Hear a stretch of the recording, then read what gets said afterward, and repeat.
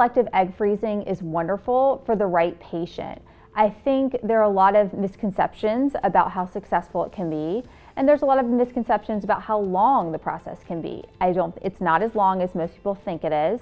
And, often people are pretty shocked with how inefficient human reproduction is when they come into my office.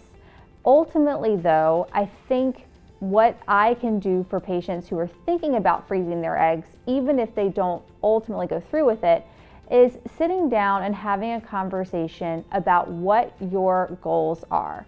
I tell them, in your teens and 20s, you family plan in one way, and now in your 30s, you almost need to reverse that and think, what are my plans potentially if I'm doing this alone, which there are so many wonderful single mothers by choice, or am I only gonna, have kids with a partner? When you're ready to move forward with egg freezing, of course, the first step is a consultation, which is really about an hour out of your time.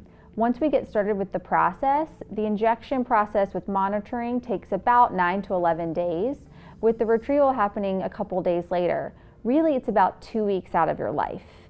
Of course, there's a little bit of recovery time, but ultimately, I think people think egg freezing is a months-long process, and it really isn't.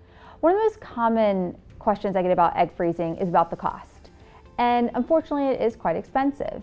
There's the medications, there's the procedure, and also your time. You're having to take time out of your day to come to our office. Ultimately, I sit down with patients and run the numbers of how many eggs they might get in a cycle, what the probability is that they may have a baby from these eggs, and then also talking about the realities of the success of IVF at older ages.